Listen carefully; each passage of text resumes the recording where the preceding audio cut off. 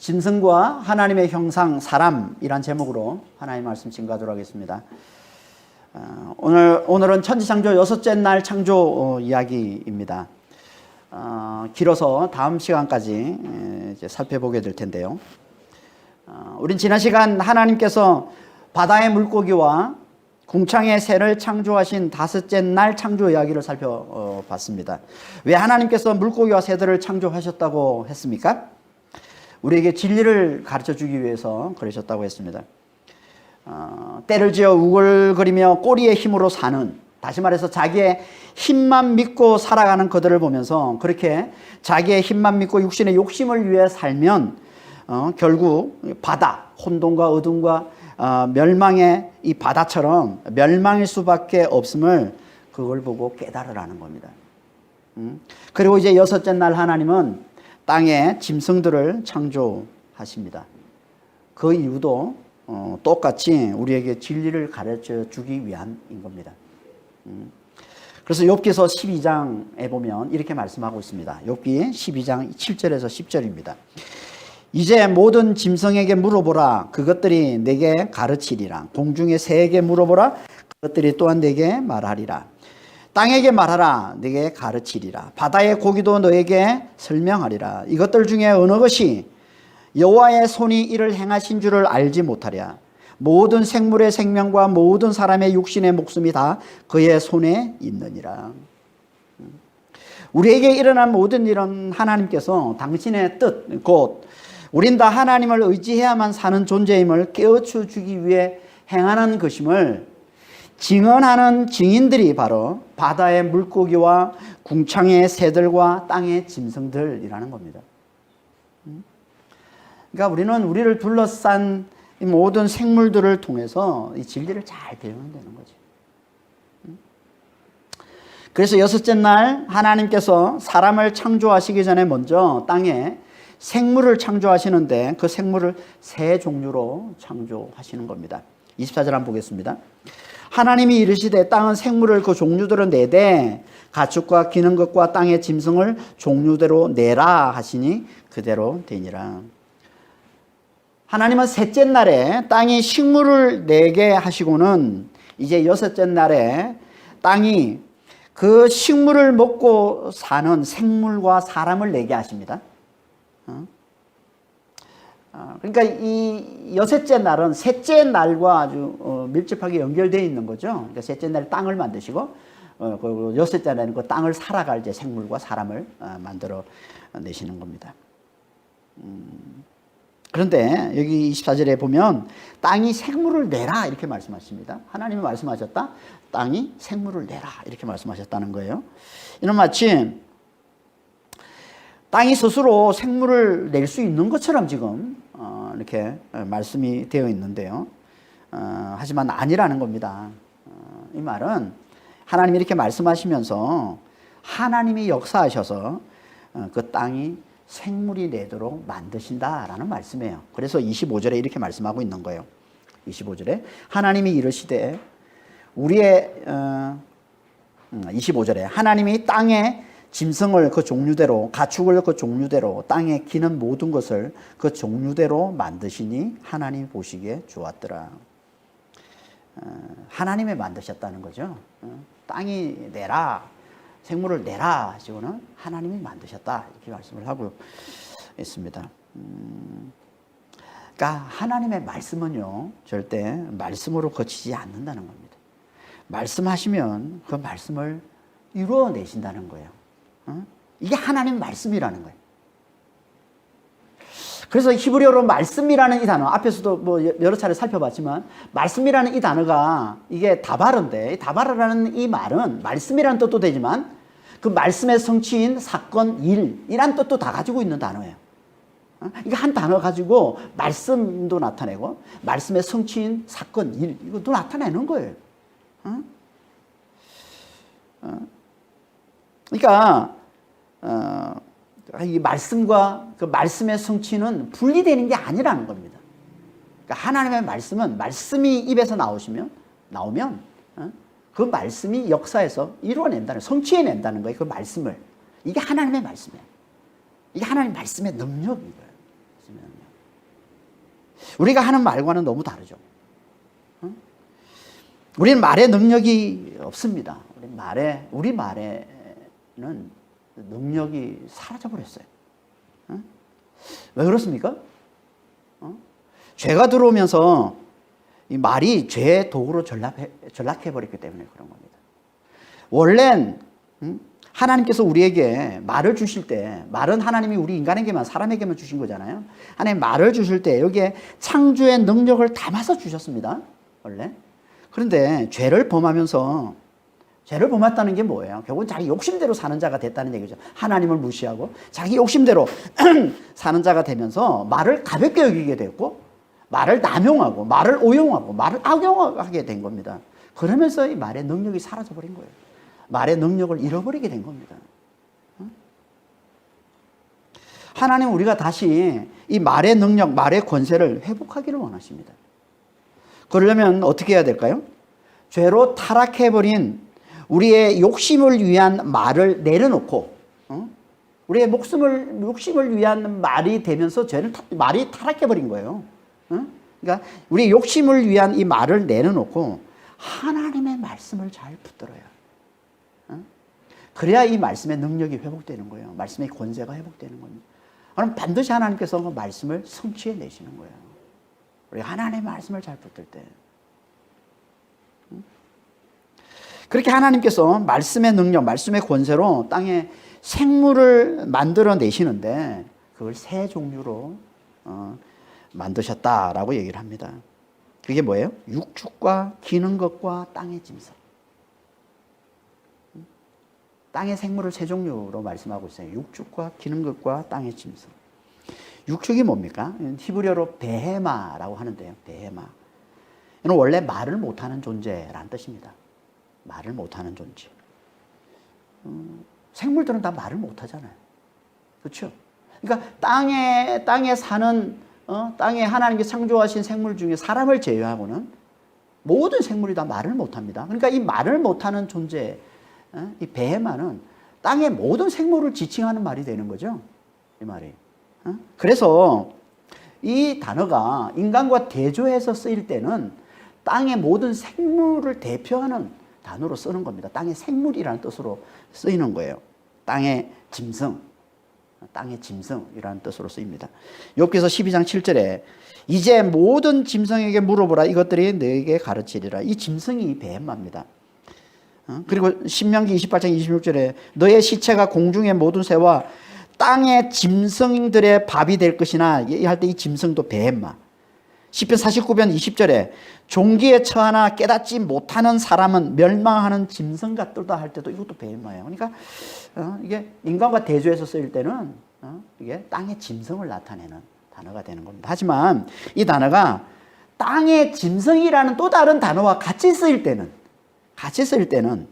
집에서 키우는 가축을 나타내는 의미로 쓰이게 되는 겁니다. 그래서 육축이라고 하는 거예요. 육축이란 말은 6가지 가축을 얘기하는 거예요. 사람과 아주 가까운 6가지. 뭐예요, 이게? 소나 말이나 개, 돼지, 닭, 뭐 이런, 양, 이런 6가지 가축을 육축이라고 합니다. 그러니까 이렇게 땅의 짐승이라는 단어, 땅의 짐승과 구별해서 쓸 때는 가축이라는 뜻으로 쓰이고요. 또 땅에 기는 것과 구별해서 쓰일 때는 4발을 가진 생물, 4발을 가진 큰 생물을 나타내는 의미로 쓰는 겁니다. 그러니까 오늘 본문에서는 기는 것과 땅의 짐승과 같이 쓰고 있기 때문에 여기서는 4발을 가진 큰 생물, 육축을 나타내는 의미로 쓰이고 있는 거예요. 이 베헤마가. 그리고 또 뭐예요? 땅에 기는 것을 하나님이 창조하셨다라고 얘기합니다. 기는 것. 기는 것이라고 그러니까 뱀같이 땅에 이렇게 기어다니는 것만 생각하기 쉬운데 그게 아니라 땅에 기는 이런 뱀 같은 생물뿐만 아니라 쥐나 도마뱀이나 곤충같이 작은 다리로 마치 땅에 붙어서 다니는 것처럼 보이는 모든 작은 생물을 다 이끌어서 말하는 거예요. 이게 땅에 기는 것이라는 말이에요. 모든 작은 생물, 땅에 붙어 다니는, 땅에서 마치 붙어서 다니는 것 같은 모든 생물들. 말하는 겁니다. 여기 기다라는 이 단어가 21절에서도 나오는데요. 물에서 번성하여 움직이는 모든 생물 할 때 바다의 물고기를 얘기하는 거잖아요. 할 때 이 움직이다는 단어가 바로 이 여기서 나오는 이 기다라는 단어 같은 단어를 쓰고 있는 겁니다. 그러니까 꼬리의 힘으로 사는 이 바다의 물고기와 비슷한 게 땅에서 기는 생물들이라는 거예요. 땅에 붙어 다니는 이런 생물들. 그리고 땅에 짐승을 만드셨다라고 얘기를 합니다. 이 땅의 짐승이라는 이 단어는 직역을 하면 땅에 살아있는 것이라는 말이에요. 땅에 살아있는 것. 땅에 살아있는 것. 이게 뭐예요? 땅의 모든 생물을 얘기하는 거죠. 그러니까 이것도 베헤마랑 똑같이 땅에 살아있는 모든 생물을 총칭하는 표현인 거예요. 땅의 짐승이라는 이 단어도. 하지만 이게 육축이라는 단어, 그리고 기는 것이라는 이 단어와 함께 쓸 때는 사자나 호랑이 같은 이 들짐승들, 야생 동물을 나타내는 그런 의미로 쓰이는 겁니다.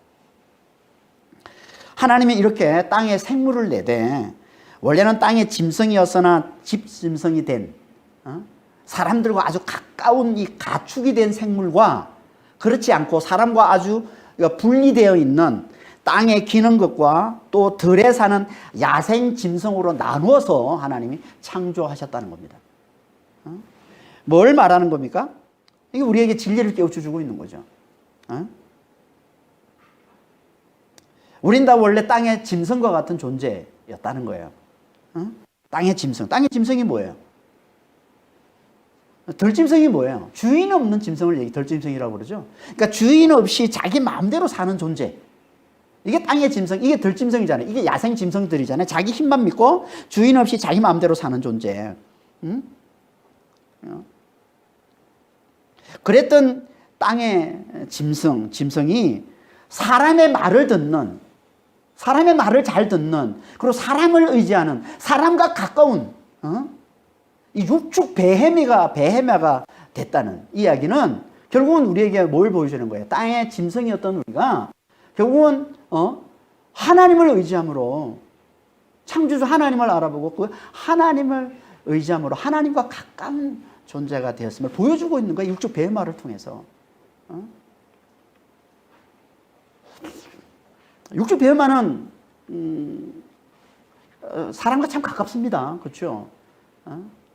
그리고 사람을 참 위해 줍니다. 육축 베헤마가 사람을 위해 주는 게 뭐예요? 사람의 먹이가 되어 주잖아요. 우리는 다 육축 베헤마를 먹고 사는 거예요. 그렇죠? 우리가 다 소를 먹고 돼지를 먹고 양을 먹고 닭을 먹고, 닭 얼마나 좋아합니까? 우리가 얼마나 맛있는 먹이가 되어 줍니까? 얼마나 우리가 사람을 이게 사람과 가까운 사람을 위해 주는 존재가 된 거예요. 그리고 더 나아가서 사람을 위해서 하나님께 제물로 바쳐지는 존재가 됩니다. 이 육축 베헤마가. 그래서 너희가 베헤마로 제물로 드려라. 하나님이 그렇게 말씀하시잖아요. 베헤마로 제물을 드려라. 레위기 1장 2절에 너희 중에 누구든지 여호와께 예물을 드리려거든 생축, 이게 베헤마입니다. 그러니까 살아있는 가축이라는 뜻이에요. 생축 중에서 소나 양으로 예물을 드릴지니라. 그러니까 이 육축 베헤마는 사람과 가까운 뿐만 아니라 하나님도 받아주시는, 어떻게 보면 거룩한 존재. 그러니까 구원받은 자를 비유하는 거예요.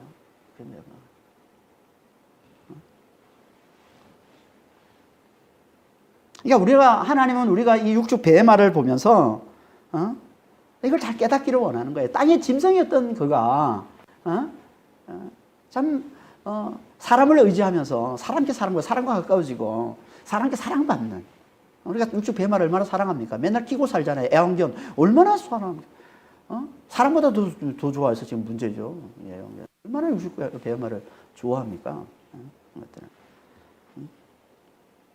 이런 걸 보면서 우리가 하나님을 의지하면서 창조주 하나님께 사랑받는 존재가 되었음을 보라는 거예요.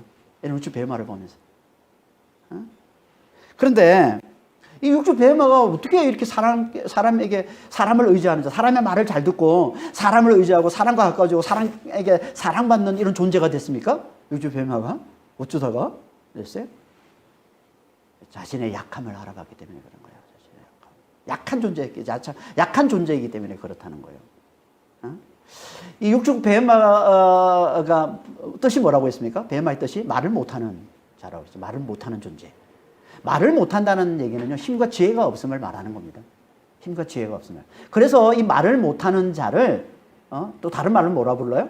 어린아이라고 그러는 거예요. 어린아이. 마태복음 11장 25절에 이것을 지혜롭고 설기 있는 자들에게는 숨기시고 어린아이들에게는 나타내심을 감사하나이다 할 때 이 어린아이가 헬라어로 네피오스인데 이게 말을 못하는 자라는 뜻입니다. 말을 못하는 자.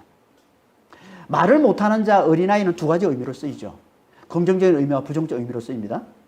긍정적인 의미는 뭐예요? 약한 자. 여기서 방금 마태복음 12장 25절에 지혜롭고 설기 있는 자를 하나님 숨기시고 어린아이를 말을 못하는 자, 자기의 연약함을 알아보는 자예요. 약한 자를 얘기하는 거예요. 그러니까 무력한 자. 무력한 자는 하나님께서 축복해 주시는 걸 얘기하는 거죠. 그러니까 무력한 자를 나타내는 의미로 쓰이기도 하고 어린아이. 또 부정적 의미로 쓰입니다. 고린도전서 3장 1절에 보면 육신에 속한 자. 그걸 어린아이라고 부르잖아요. 육신에 속한 자, 다시 말해 진리를 깨닫지 못하는 자를 나타낼 때도 이 어린아이라는 표현을 쓰는 거예요. 진리를 깨닫지 못하는 자. 이건 부정적 의미로 쓰는 거거든요. 이 베헤마도 마찬가지입니다. 말을 못하는 존재, 이 베헤마도 육축 베헤마는 육축 베헤마는 힘과 지혜가 없는 자, 연약함을 나타내는 것이고 짐승 베헤마는 뭘 나타내는 거? 진리를 깨닫지 못하는 걸 나타내는 겁니다. 진리를 깨닫지 못하는 거. 짐승 베헤마 라고 얘기하는 거죠. 그러니까 여기서 육축 베헤마는 뭐예요? 힘과 지혜가 없는 연약한 존재를 말하는 거예요. 그리고 실제로 땅의 짐승들 중에 제일 약한 존재들이 가축이잖아요. 제일 연약한 짐. 이게 다 가축들을 보세요. 양 얼마나 연약합니까? 닭 얼마나 연약합니까? 다 연약한 존재들이 가축이 되는 거예요. 자기 힘을 믿고 좀 강한 존재들은 절대 사람을 가까이 안 합니다. 사람을 의지하지 않습니다. 사람을 공격하고 잡아먹으려고 그러죠. 사자나 호랑이들. 절대, 맹수들은 절대 안 하죠. 자기 힘만 사는.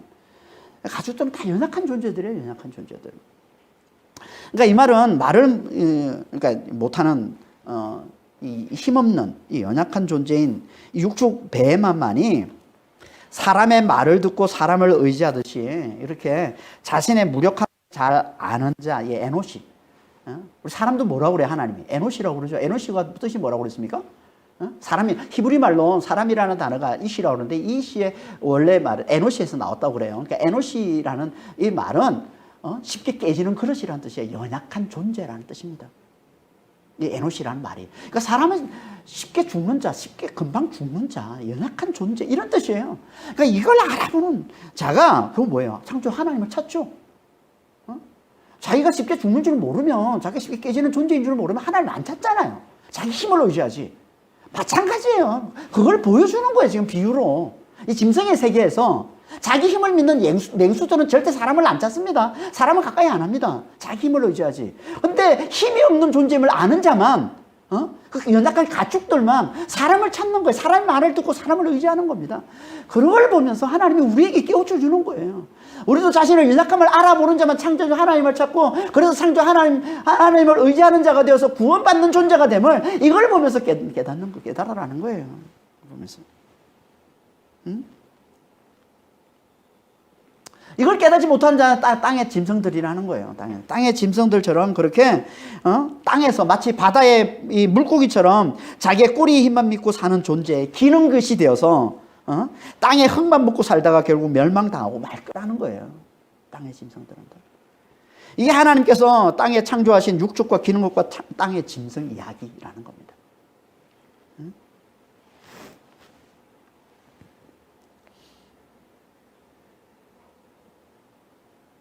그래서 24절에 하나님이 말씀하실 땐 육축의 창조를 제일 먼저 말씀을 하세요.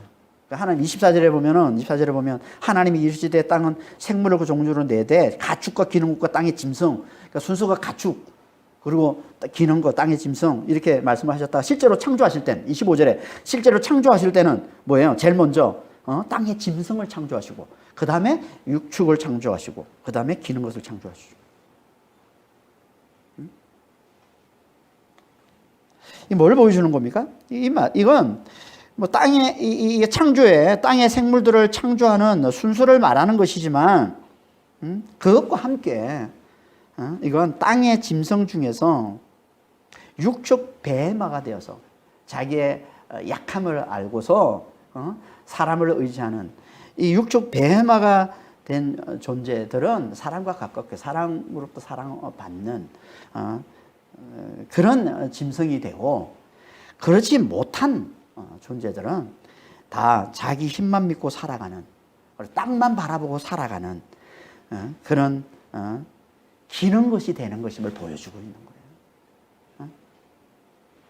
그러니까 우리는 우리 주변에 있는 이런 짐승들을 보면서, 맹수를 보면서 내가 저랬다, 하나님을 알지 못할 때, 창조 하나님을 내가 알지 못했다는 맹수와 같은 존재였죠. 내 힘만 믿고 살아가는 존재, 주인 없이 내가 주인인 양 살아가는 그런 맹수였는데, 나의 연약함을 깨닫고서 마치 육축 베헤마가 자기의 연약함을 알고서 사람을 의지하듯이, 그렇게 우리가 자신의 연약함을 알고서 하나님을 찾는 자가 되어서 이렇게 구원받은 자가 되었음을, 이런 이 짐승 베헤마, 이 육축 베헤마를 보면서 그런 걸 깨달으라는 거예요. 맨날 애완견을 옆에서 끼고 살면서 그냥 내가 그냥 가지고 놀기 좋은 장난감이라고 생각하고 그냥 나의 기쁨을 위해서 그렇게 지내요. 그걸 보면서 내가 왜 이렇게 이런 강아지를 내가 왜 좋아해야 됐지? 내가 왜 이렇게 가까이 하지? 왜 얘가 이렇게 사랑스럽지? 이런 걸 보면서 하나님과 우리의 관계를 보라는 얘기예요. 나의 연약함을 알기에 그 창조주 하나님을 내가 찾는 자가 되었고, 그랬더니 하나님께서 나를 그렇게 사랑해 주시고 나를 그렇게 축복해 주시는 그런 구원받는 자가 되었음을 잘 알아보고 하나님을 찬양하는 자가 되라는 거예요. 여러분 보면서. 그리고 이 기는 것들을 보면서, 이런 기는 것들을 보면서 여전히 자신의 약함을 알지 못하고 자신의 힘만 믿고 살아가는, 자기의 꾸미 힘으로 살아가는, 그래서 결국은 멸망당하고 말 그런 어리석은 자들로 좀 보면서 경계로 삼는 자가 되라는 거예요. 이게 하나님께서 우리 주변에, 이 땅에, 우리 주위에 육축과 기는 것과 땅의 짐승을 하나님께서 만들어내신 이유라는 겁니다. 그렇게 하나님은 바다와 하늘과 땅에 사람이 보고서 진리를 깨달을 수 있는 모든 환경을 다 갖추시고는 이제 드디어 같은 날, 여섯째 날에 클라이막스, 사람을 창조하십니다. 사람을 창조하십니다.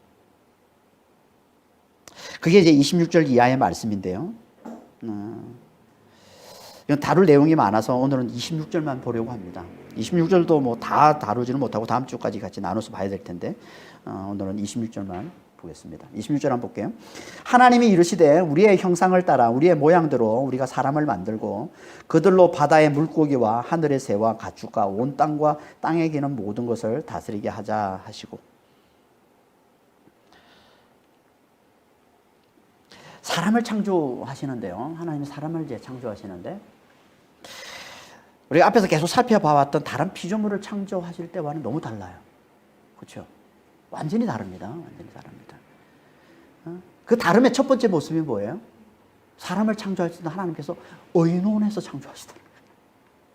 하나님이 의논해서 창조를 하세요. 하나님이 이르시되 우리의 형상을 따라 우리의 모양대로 우리가 사람을 만들자. 의논하시는 거예요, 지금. 왜 우리일까요? 하나님 한 분이시잖아요. 근데 왜 우리라고 말씀하시죠? 신학자들 사이에 의견이 좀 분분하기도 한데요. 전통적인 해석은 성부, 성자, 성령, 삼위일체 하나님을 일컫는 표현으로 봅니다. 물론 모세 당시엔 아직 그런 개념이 정립이 되지 않았지만, 이 삼위일체 하나님에 대해서, 하지만 성경의 원저자이신 성령께서 그런 개념을 담아서 모세로 하여금 기록하게 하신 것으로 보면 문제 없는 거죠. 모세는 잘 몰랐어도 성령께서 그런 의미를 담아서 기록하게 하신 거라고 보면 되죠. 삼위일체 하나님을 일컫는 겁니다. 삼위일체는 하나님이 세 인격이시지만 한 몸이시다라는 뜻이잖아요. 삼위일체라는 게 세 인격, 성부, 성자, 성령으로 계시지만 그 세 인격이 한 분이시다, 한 몸이시다라는 게 이게 삼위일체라는 말인데요. 이건요, 우리 이성으로는 아무리 설명해도 잘 이해가 되지 않습니다. 우리 머리로 이걸 알려면 그걸 이해할 수 없죠.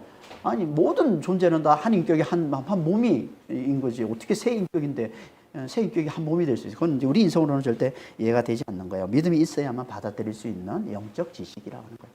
그러니까 믿음이 있는 자에게 성령께서 깨우쳐주시는 지식이 이게 삼위일체예요. 아무튼 하나님은 새 인격으로 계시면서 함께 천지를 창조하시는데 다른 피조물들을 창조할 땐 그러지 않으셨는데 유독 사람을 창조하실 때만 어떻게 하셨다고요? 의논해서 창조하셨다. 의논해서. 뭘 보여주는 겁니까? 하나님께서 사람의 창조를 대단히 심사숙고해서 창조하셨음을 보여주는 거죠. 그러니까 사람의 창조를 하나님께서 대단히 특별하게 생각하셨다. 다른 피조물들과는 완전히 다르게 생각하셨다는 거예요. 그걸 나타내주는 표현이잖아요. 하나님이 함께 의논하며 사람을 창조하셨다는 건 다른 피조물을 창조하실 때는 없는 이런 모습으로 하나님이 사람을 창조했다는 그만큼 하나님이 사람을 대단히 특별하게 생각하시고 대단히 모든 다른 피조물들은 완전히 다르게 생각하셨다는 거죠. 하나님께서. 이게 사람이라는 거예요. 사람은 다른 피조물들과는 완전히 다른 존재라는 거예요. 생물이라고 하지만 같은 생물, 네피샤야라고 하지만 사람들 그러니까 생물이라고 다 같은 생물이 아니라는 거예요.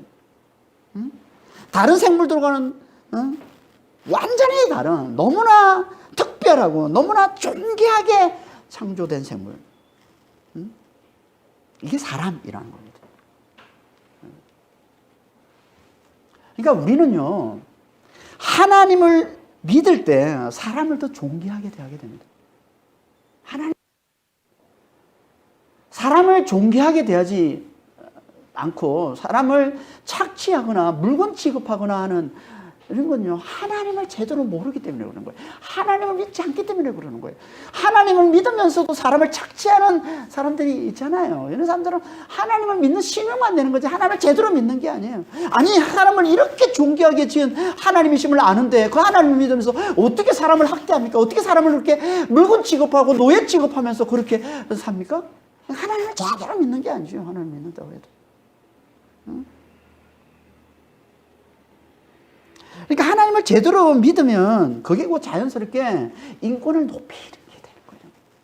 하나님을 제대로 믿기만 해도 우리는 인권을 높이는 자가 되는 거예요. 굳이 우리가 뭐 서로 인권을 높이자 막 피 튀기며 싸우지 않아도 하나님만 제대로 믿어도 하나님이 인간을 얼마나 고귀하고 얼마나 존귀하게 얼마나 특별하게 하나님이 생각하시고 지으신 것만 우리가 제대로 알아도 우리는 정말 인권을 높일 수밖에 없는 삶을 살게 되는 거죠. 근데 하나님을 모르고 우리가 서로 막 우리가 우리 힘으로 인권을 막 높이려고 하니까 맨날 싸우잖아요. 맨날 인간의 욕심 때문에 그렇기 때문에 너만 인권이냐 우리도 인권이 있다. 맨날 범죄자들 인권 하니까 피해자들 인권은 그러면 뭐 중요하지 않냐 이러면서 싸우고 말이에요. 여자 인권 막 이러니까 남자들의 인권은 없냐고 싸우고 말이죠. 그러니까 끊임없이 다툼이 끊이질 않는 거예요. 이게 왜 하나님을 모르기 때문에 그런 거예요. 하나님을 제대로 알면 정말 우리는 자연스럽게 우리가 서로를 존중하면서 인권을 높이는 삶을 살게 되는데, 그걸 모르니까 막 우리가 서로 싸워가면서 막 억지로 지금 우리의 인권을 높이려고 하고 있는 거죠, 지금. 하나님께서 사람을 이렇게 너무나 특별하고 존귀하게 창조하셨음을 보여주는 또 확실한 증거가 있습니다. 그게 뭡니까? 하나님의 형상을 따라 사람을 지으셨다는 겁니다. 하나님의 형상을 따라. 앞에서 다른 생물을 지을 때는 하나님이 어떻게 지으셨다고 그랬어요? 그 종류대로. 바다의 물고기는 그 종류대로. 공중의 새들은 그 종류대로. 땅의 생물들을 그 종류대로 내대. 가축을 그 종류대로. 땅의 짐승을 그 종류대로. 기는 것들을 그 종류대로. 하나님이 그렇게 만드셨다. 하나님이 그렇게 창조하셨다는 말씀을 하시는데, 그 종류대로 지으셨다는 얘기는요, 이런 거예요. 물고기는 물고기답게 지으셨고, 새들은 새들답게. 그리고 땅의 짐승은 짐승답게, 가축은 가축답게, 기는 것들은 기는 것답게 지었다는 거예요. 이게 종류대로예요. 그 종류대로, 그답게 지은 거예요. 그 생물답게 지은 거예요, 다. 그러니까 이 종류대로라는 말을 대단히 강조하고 있잖아요. 그러니까 이거는 어떻게 보면 진화에 대한 강력한 반증이 되는 거예요. 진화가 아님을, 절대 진화가 아님을 강력하게 증거하고 있는 말씀이 이 종류대로, 하나님 대단히 이 종류대라는 말씀을 강조하고 있다는 얘기는 절대가 진화가 아님을 강력 하나님이 증거하고 계신 거죠, 지금.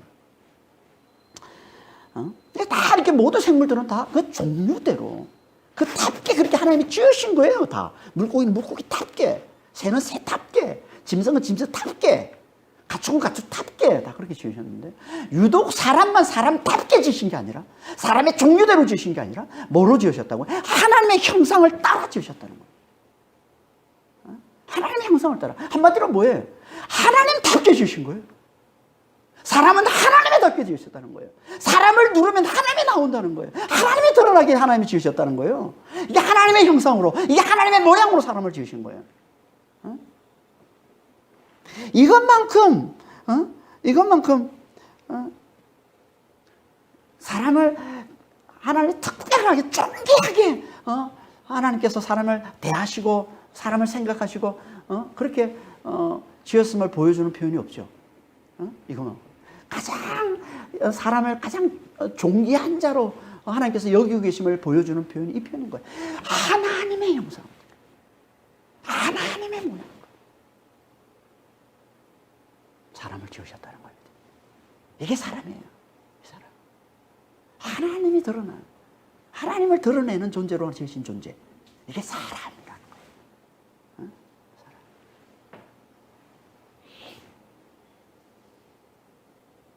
하나님의 형상, 하나님의 모양. 뭡니까? 형상과 모양이란 말이 무슨 말이에요? 이 둘은 같은, 거의 비슷한 말이에요. 거의 비슷한 말. 비슷한 말. 굳이 나누자면 이 형상은 눈에 보이는 모습 얘기하는 거예요. 그래서 원래 이 말은 그림자라는 뜻이고요. 그림자. 주로 쓰는 표현은 이미지라는 뜻으로 자주 쓰고 있고요. 그러니까 좀 구체적으로 표현하면 눈에 보이는 모습이라고 보시면 돼요. 눈에 보이는 모습. 그래서 우상의 의미로도 자주 쓰이는 거예요, 이 단어가. 첼렘이라고 그러는데, 이 형상이라는, 첼렘, 이게 우상이라는 의미로도 쓰는 겁니다. 눈에 보이는 거. 그런 뜻이라면 이 모양은 단어 자체가 데무트라고 그러는데 이 단어 자체가 닮은 것이라는 뜻이에요. 닮은 것. 닮은 것, 같은 것 이런 말이에요. 같은 것, 닮은 것, 같은 것 이런 말이에요. 그러니까 하나님을 닮은 하나님 눈에 보이는 하나님을 닮은 눈에 보이는 모습. 이게 뭐 이게 하나님의 형상, 하나님의 모양. 그러니까 형상과 모양은 성경에서 자주 혼용돼서 쓰이기도 하고요. 같은 의미로 쓰기도 해요. 자주. 그래서 창세기 5장 3절에 보면 이렇게 말씀하고 있습니다. 아담은 130세에 자기의 모양 곧 자기의 형상. 자기의 모양 곧 자기의 형상. 같은 표현을 쓰고 있는 거예요. 같은 의미로 쓰고 있는 거예요. 자기의 모양 곧 자기의 형상과 같은 아들을 낳아 이름을 셋이라 하였고.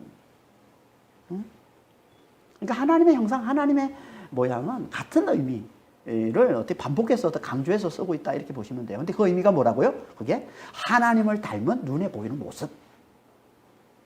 이게 하나님의 형상, 하나님의 모양이라는 거예요. 눈에 보이는 모습. 하나님은 눈에 보이지 않으시는 분이잖아요. 그분은 영이시기 때문에 보이지 않으시는 분이잖아요. 아니 창조주 하나님은 피조물의 눈에 보일 수가 없는 분이에요. 창조주 하나님 너무 크신 하나님은 우리 눈으로 볼 수가 없는 분이에요. 그래야 하나님이신 것이 눈에 보이면 하나님은 아닌 거예요. 여러분은 피조물은 그렇잖아요. 너무 큰 것도 보지 못하고 너무 작은 것도 보지 못하는 인간은 그러니까 하나님을 볼 수가 없어요. 인간은 원래 우리 눈으로는 피조물의 눈에 보일 수가 없는 분이에요. 감지될 수가 없는 분이란 말이에요. 하나님은. 그 하나님께서 당신을 대신해서 눈에 보이는 모습,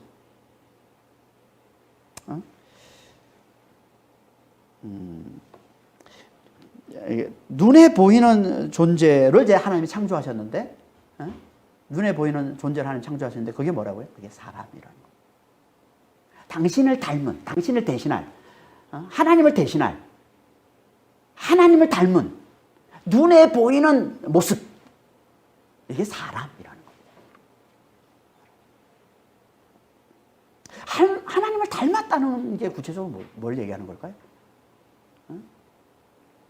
뭐가 있어야 하나님을 닮았다고 그래요? 하나님의 특성을 지니고 있으면 하나님을 닮았다고 그러는 겁니다. 하나님의 특성을 지니고 있는 거예요. 그러니까 하나님을 닮았다라는 이 말은요, 하나님의 특성을 지니고 있는 걸 얘기하는 거예요. 그 하나님의 특성의 대표적인 게 뭡니까? 그게 영성과, 그게 말과, 그게 공동체예요. 하나님의 특성의 대표적인 거, 하나님의 특성은 많이 있지만 대표적인 거, 대표적인 거, 그게 영성, 말, 공동체라는 겁니다.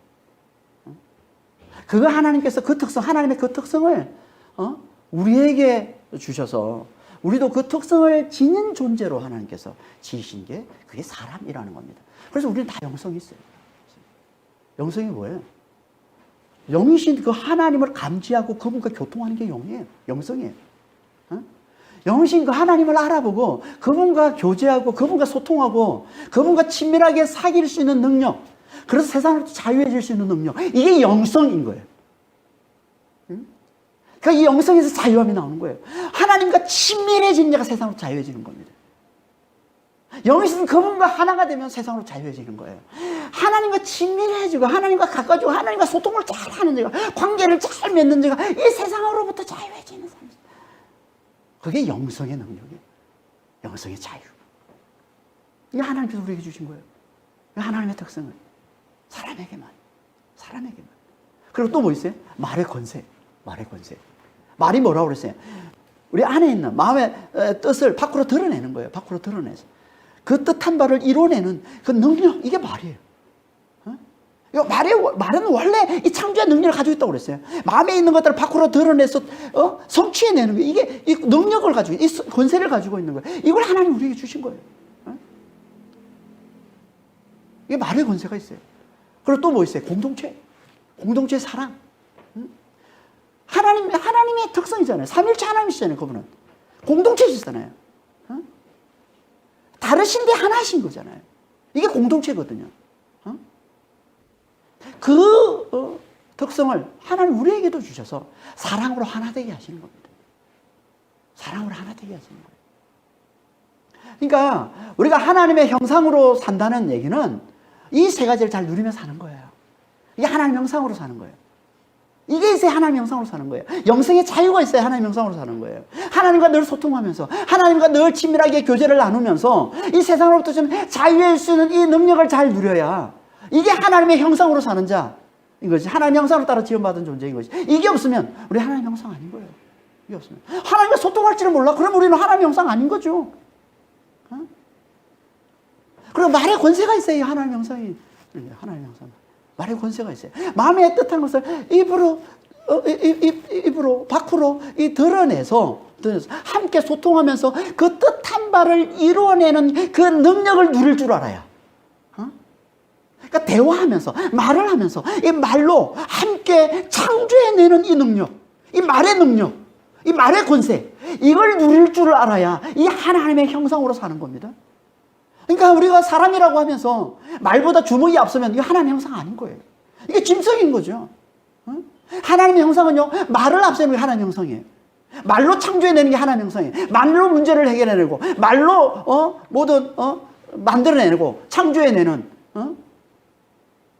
그게 하나님의 형상인 겁니다. 하나님의 형상.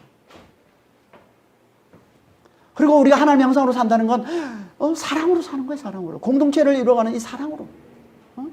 삼일체 하나님처럼 그렇게 사랑으로서 하나 되는 삶을 살아내려고 애쓰는 거예요. 이게 하나님의 형상인 거예요. 사랑으로 서로를 대하지 못하면 하나님의 형상 아닌 겁니다.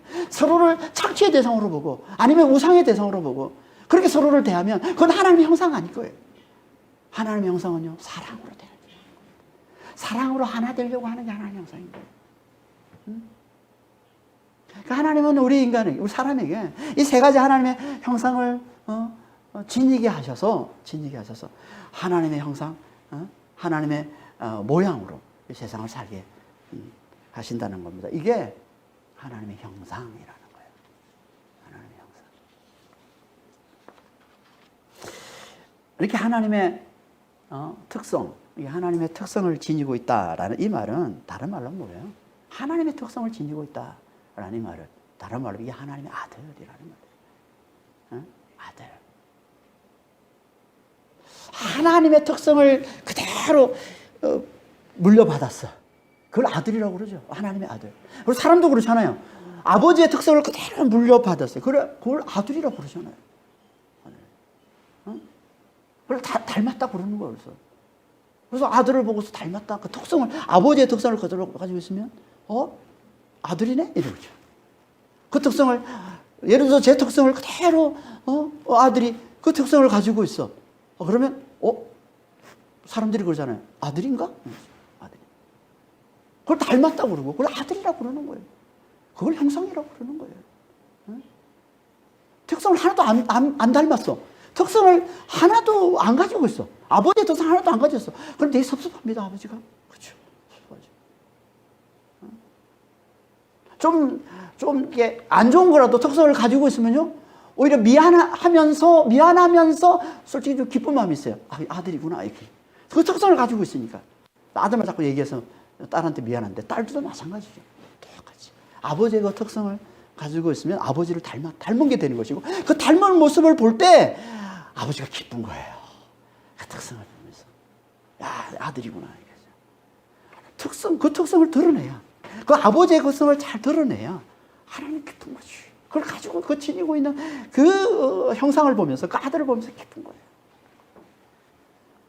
그래서 그 특성을 지닌 자, 그 닮은 자, 하나님을 닮고 하나님의 특성을 지닌 자를 하나님의 아들이라고 얘기하는 거예요.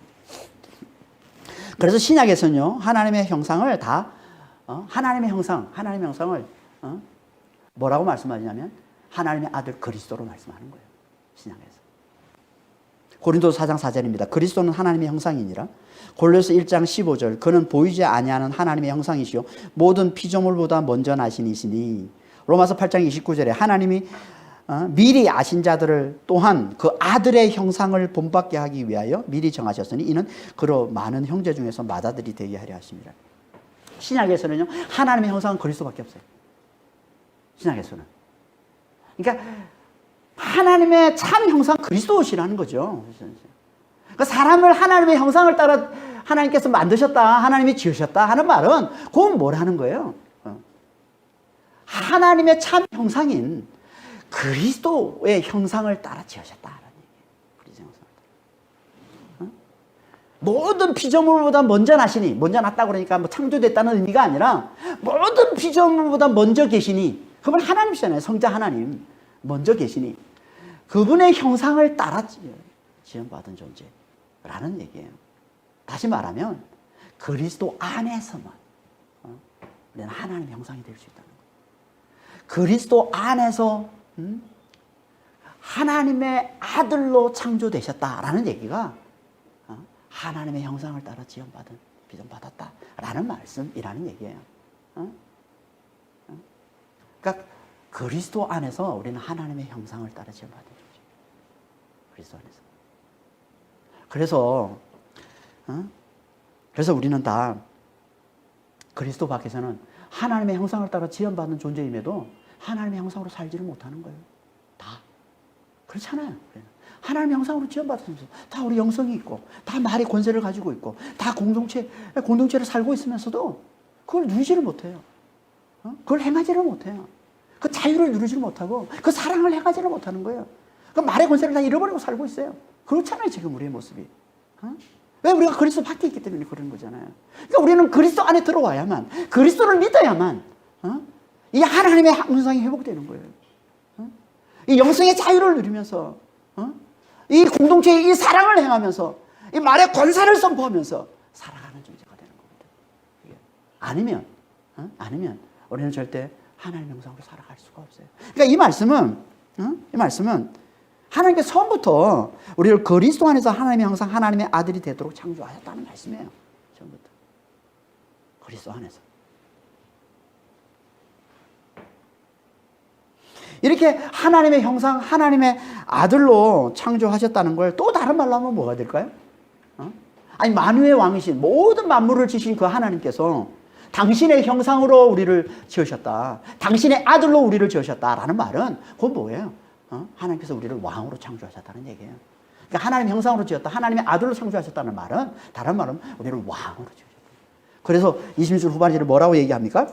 그들로, 사람을 만들고 그들로 바다의 물고기와 하늘의 새와 가축과 온 땅과 땅에 기는 모든 것을 다스리게 하자. 다스리는 자로 하나님 우리를 지으셨다는 거예요. 다스리는 자. 왕으로 지으셨다는 얘기죠. 하나님. 그러니까 하나님의 형상으로 지었다니까 왕으로 우리를 지으셨다는, 모든 만물을 다스리는, 모든 피조물을 다스리는 왕으로 하나님께서 우리를 창조하셨음을 말씀하고 있는 겁니다. 고대 왕들은 자신이 다스리는 모든 지역에 자신의 통치를 알리기 위해서, 자신의 통치를 확인시키기 위해서 뭘 둡니까? 뭘 세웁니까? 자기 형상을 다 세우죠. 그게 동상이잖아요. 왕들은 다 모든 지역에 다 그런 형상, 그 동상들을 세우고, 아니면 사진이라고 걸게 하죠. 사진이라도. 그렇잖아요. 지금도 왕정 국가, 우리 위에 있는 나라처럼 이 왕정 국가들은 다 그냥 형상들 아니면 사진이나 이런 것들로 이 왕의 통치를 상징적으로 나타내 보여주고 있는 거예요. 그런 의미가 담겨 있는 거예요. 하나님께서 우리를 하나님의 형상으로 지으셨다는 것은 결국은 하나님께서 우리를 하나님이 주신 모든 만물, 모든 피조물, 모든 생물들을 다스리는 왕으로 지으셨다라고 말씀하고 있는 겁니다. 그러니까 하나님과 감당해야 돼. 우리가 해야 될 가장 중요한 사명이 뭐라는 거예요? 하나님이 주신 다른 모든 피조물들을 잘 다스리는 거예요. 잘 다스리는 거예요. 어떻게 하는 게 잘 다스리는 걸까요?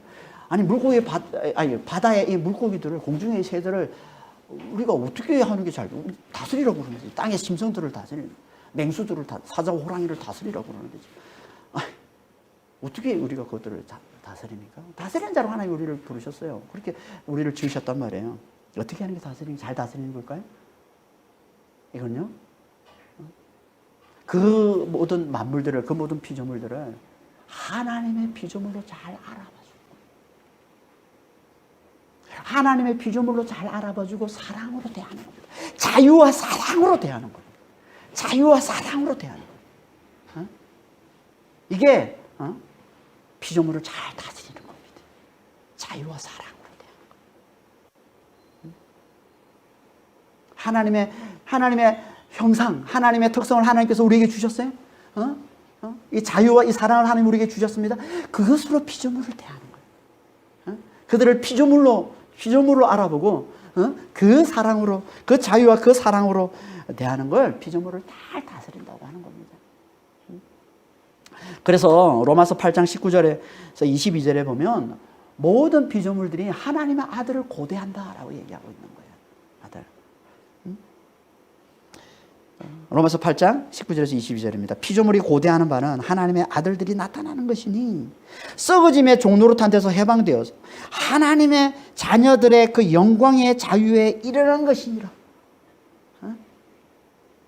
피조물이 다 이제까지 함께 탄식하며 함께 고통을 겪고 있는 것을 우리가 아느니라. 피조물이 고대하는 하나님의 아들이 나타나는 거예요. 하나님의 아들들이 흘려주는 그 자유와 그 사랑, 그 자유하면서 흘러나오는 그 사랑, 그 사랑으로 자기를 봐주고 그 사랑으로 자기를 대해주기만을 고대하고 있는 거예요. 자유를 누린 사람을 사랑을 하는 겁니다. 진짜 가능한 자유를 누린 자가 하는 거예요. 그래서 이 영광의, 하나님의 아들들의 이 영광의 이 자유에 이르기를 원하는 거예요. 그 자유의 그 아들들, 하나님의 아들들이 나타나서 그 자유한 그들이 흘려주는 그 사랑으로 살기를, 그 사랑을 누리며 살기를 고대하고 있는 게 모든 피조물들이라는 얘기예요. 지금은 그런 하나님의 아들들이 없기 때문에 지금 피조물들이 어떻다고요? 지금 탄식하고 고통을 겪고 있다고 그러는 거예요. 다시 말해서 이거는 피조물들을 피조물로 알아봐 주질 않는 거예요, 지금. 사람들이. 사람들이 다 피조물을 뭘로 봐줘요, 지금? 피조물을? 착취의 대상으로 보구나. 마치 사람들이 자기가 하나님이냐 다른 피조물들을 착취의 대상으로 여기잖아요, 착취의 대상으로. 그래서 우리가 지금 코로나 같은 일도 그래서 당하는 거 아닙니까? 내 탐욕을 위한 하나의 그냥, 착취의 대상으로 여기고 그냥 모든 것들을 다 그냥 우리가 지배하고 우리를 위해서, 우리의 부를 위해서, 우리의 경제, 우리의 이 배를 위해서 다 잡아먹고 말이에요. 그런 것들. 산들 다 깎아버리고 말이에요. 이러고 있으니까 그러니까 착취의 대상으로 보는 거죠. 내가 신이라는 거죠, 내가. 그래서 착취의 대상으로 보는 거예요. 아니면 그 피조물들을 우상시하는 거예요. 그 피조물들을 신으로 여기고 그들을 우상시하고 있는 거예요. 그래서 괴로워하는 겁니다, 피조물들이. 그래서 탄식하는 거예요. 피조물들이 탄식하는 건요, 피조물로 봐주지 않기 때문에 탄식하는 거예요. 응? 피조물을, 피조물로, 하나님의 피조물로, 하나님이 창조하신, 창조물로 봐줘야 되는데, 그렇게 봐주질 않고 착취하거나 아니면 우상으로 섬기거나 하니까 피조물들이 괴로워하고 있는 거예요. 어? 하늘을 우상시하면, 태양을 우상시하면 태양이 괴로워합니다. 하늘이 괴로워하고 땅이 괴로워합니다. 좋아하는 게 아니에요. 태양을 섬긴다고 태양이 좋아하는 게 아닙니다. 태양이 괴로워한다니까요. 예? 탄식하고 있다니까요. 자기를 피조물로 여기고 하나님의 창조물로 여기고 사랑으로 대해줘야 되는데 자유한 자들이 와서 좀 사랑으로 대해주면 좋을 텐데 그렇지 않고 우상으로 섬기고 아니면 착취하거나 그러고 있으니까 괴로워하고 탄식하고 그러고 있다는 얘기입니다. 그러니까 잘 다스리는 건 뭐냐면 하나님의 피조물로 알아봐주고 사랑으로 대하는 겁니다. 자유한 자들이 나타나서 사랑으로 하나님의 사랑을 흘려주는 거예요. 그래서 다 하나님의 사랑을 배우고 다 하나님의 그 사랑 안에서 하나님을 기뻐하며 하나님께 영광 돌리는 거예요. 이게 하나님의 창조 목적이잖아요. 모든 만물들이 다 하나님을 그러니까 우리가 잘 다스리는 건 하나님의 형상으로 왜 하나님께서 우리에게만 사람에게만 하나님의 특성인 이 영성의 이 자유와 이 말의 권세와 이 공동체의 이 사랑을 누리게 누리는 그런 존재로 하나님이 특별하게 지으셨냐면 이 사랑을 잘 흘려줘서 모든 피조물들에게 그래서 그 피조물들이 다 하나님의 사랑을 하고 하나님의 안으로 들어와서 함께 하나님의 영광을 찬송하는 존재들 하나님의 영광을 찬송하는 만물이 되도록 하기 위해서 하나님이 그렇게 우리를 특별하게 존귀하게 지으셔서 이 만물을 다스리게 하시는 거라는 겁니다. 그러니까 피조물을 잘 알아봐줘야 돼. 피조물로 잘 알아봐준다. 하나님의 창조물로 잘 알아봐준다는 것은요. 그 피조물을 보면서 우리가 하나님의 창조되심을 더 잘 배운다는 얘기예요. 피조물을 알아봐주는 게. 그러니까 우리는 주변에 하나님의 피조물로 잘 알아봐주면 그걸 통해서 우리는 더 하나님을 높이는 자가 되죠. 하나님의 창조주심을 잘 깨달아서 야 하나님 어떻게 저렇게 멋지게 주셨어? 하나님 어떻게 저렇게 저 새를 저 동물을 저 강아지를 어떻게 저렇게 이쁘고 어떻게 저렇게 귀엽게 주셨어? 피조물로 알아주면 우리는 하나님을 더 찬양하게 되는 하나님의 창조주심을 더 잘 깨달아서 그분을 더 잘 찬양하게 되는 거예요. 그러니까 피조물을 잘 다스린다는 얘기는 만물을 다 다스린다는 얘기는 그들을 피조물로 알아봐주고 우리 사랑으로 대해주고 그러면서 또 하나님의 창조주심을 더 잘 우리가 배우고 깨닫고 또 확인해가는 걸 얘기하는 거예요. 이걸 잘 다스리는 거라고 하는 거예요. 만물을.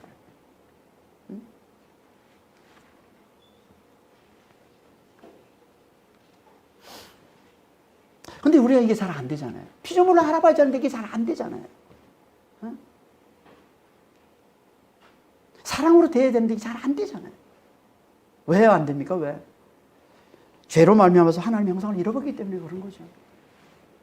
죄가 들어오면서 하나님의 형상을 잃어버린 거예요, 우리가. 영성을 잃어버렸어요. 영성의 이 영성의 능력, 이 자유함을 누리는 걸 잃어버렸잖아요. 하나님과 친밀해져야 내가 자유함을 누릴 수 있는데 이 능력을 잃어버렸잖아요. 죄가 들어오면서. 하나님과 관계가 끊어지면서 잃어버렸잖아요. 말의 권세도 잃어버리고. 이 공동체의 사랑도 잃어버렸잖아요. 사랑으로 대하지는 못해요. 다 착취의 대상으로 대해요. 이용의 대상으로 대해요. 나를 위한 나의 탐욕을 채워줄 도구의 대상으로, 수단의 대상으로 대하지. 누굴 대해도 피조물만 대하지. 다른 피조물만 가리고 사람을 대할 때도 그렇게 대하고 있잖아요. 우리 다. 죄가 들어오면서. 잃어버린 거예요. 하나님의 형상을 다 잃어버린 거예요. 죄 때문에. 우리가 다. 그러니까 이걸 회복해야 하나님께서 우리에게 주신 이 사람에게 주신 하나님의 형상인 사람에게 주신 이 놀라운 사명, 만물을 다스리는 이 사명을 우리가 잘 감당해낼 수 있는 겁니다. 왕된 이 사명을 잘 감당해낼 수 있는 겁니다. 어떻게 우리가 다시 이걸 회복합니까?